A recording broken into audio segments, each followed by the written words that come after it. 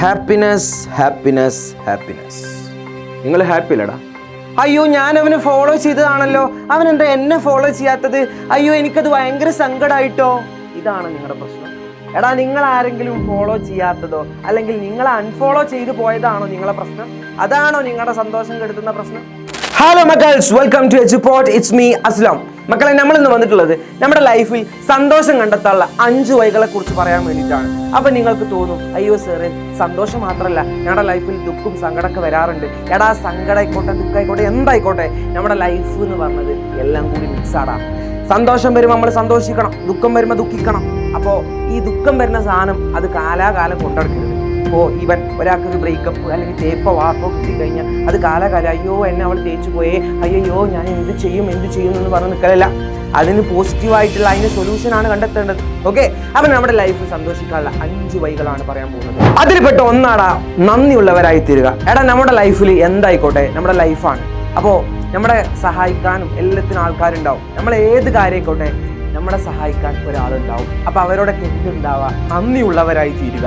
നമ്മുടെ കുടുംബം, നമ്മുടെ ഭക്ഷണം, നമുക്ക് എല്ലാ കാര്യങ്ങളും നടന്നു പോകുന്നുണ്ടെങ്കിൽ സ്വയം മനസ്സിലിരുത്തി ദൈവത്തിനോട് എന്ത് പറയുക, നന്ദിയുള്ളവരായി തീരുക.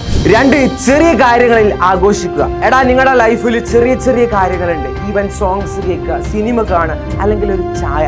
എടാ, ഒരു ചായ സുലൈമാനി ആ ഒരു സമൂസയെ കൂടി കഴിക്കാന്ന് പറയുമ്പോൾ ഇറ്റ്സ് എ ഹാപ്പിനെസ്. എടാ, ചെറിയ ചെറിയ സന്തോഷങ്ങളിലൂടെ നമ്മൾ എന്ത് കാണണം, വലിയ സന്തോഷങ്ങൾ എത്തണം. ചെറിയ സന്തോഷങ്ങൾ എന്തായി കാണുക, വലിയ സന്തോഷങ്ങളായി കാണുക. അല്ലാതെ ഞാൻ BMW പോവുള്ളൂ, അല്ലാതെ ഓടിയിലേ പോവുള്ളൂ അങ്ങനെയൊന്നും പറഞ്ഞിട്ട് കാര്യമില്ല. അതൊക്കെ വലിയ വലിയ സന്തോഷങ്ങളാണ്. എന്നിരുന്നാലും ചെറിയ സന്തോഷങ്ങൾ ഉണ്ടായാലേ വലിയ സന്തോഷങ്ങളെ നമ്മൾ തിരിച്ചറിയൂ. അപ്പോൾ ചെറിയ ചെറിയ കാര്യങ്ങൾ എന്ത് ചെയ്യുക, സന്തോഷിക്കുക. ഈവൻ സോങ്സുകളൊക്കെ കേൾക്കുക, നല്ല നല്ല പാട്ടുകളൊക്കെ കേട്ട് നല്ല ഹാപ്പിനെസ് ആയി നോക്കുക. അപ്പോൾ ചെറിയ ചെറിയ കാര്യങ്ങൾ എന്ത് ചെയ്യുക, ഹാപ്പിനെസ് ആവുക. ഓക്കെ, ചെറിയ ചെറിയ കാര്യങ്ങളിൽ നമുക്ക് സന്തോഷം കണ്ടെത്തുന്ന എന്താണോ അത് നിങ്ങൾ കണ്ടെത്താൻ നോക്കുക. മറ്റുള്ളവരെ സഹായിക്കുക, ഇതാണ് 3ാമത്തേത്. മറ്റുള്ളവരെ സഹായിക്കുക എന്ന് പറയുമ്പോൾ നിങ്ങളാൽ കഴിയുന്നത് എന്ത് ചെയ്യുക, മറ്റുള്ളവർക്ക് ഉപകാരപ്രദമായി ചെയ്യാൻ നോക്കുക.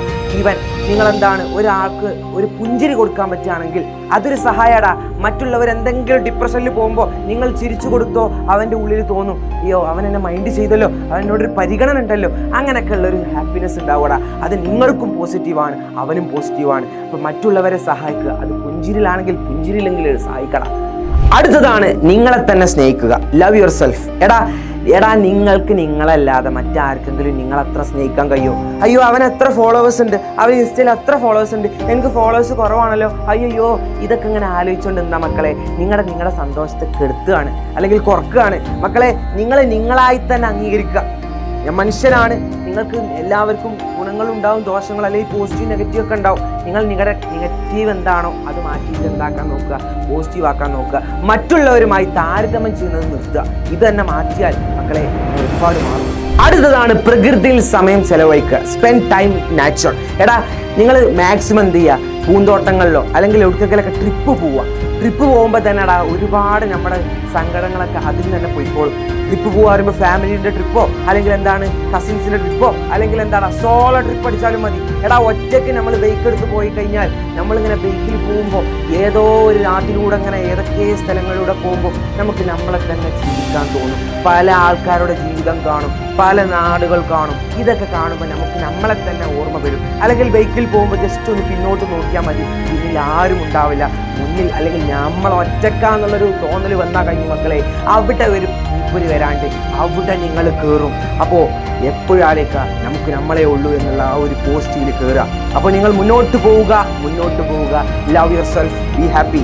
അപ്പോൾ ഇന്ന് പറഞ്ഞ കാര്യങ്ങളൊക്കെ എൻ്റെ മക്കൾ നന്നായിട്ട് ലൈഫിൽ ഒന്ന് അപ്ലൈ ചെയ്യാം. ഓക്കെ, അപ്പോൾ മാക്സിമം ഹാപ്പി ആവാൻ നോക്കുക. സങ്കടങ്ങളൊക്കെ വരിക, ലൈഫല്ലേ, ആ സങ്കടങ്ങളൊക്കെ മാറ്റിയിട്ട് നമ്മൾ എന്താക്കുക, പോസിറ്റീവ് ആവുക. പരമാവധി നമുക്ക് സന്തോഷമുള്ള കാര്യങ്ങളിൽ ഇൻവോൾവ് ആവാൻ നോക്കുക. ഓക്കെ, അപ്പോൾ love your self, be happy, always with you, love you.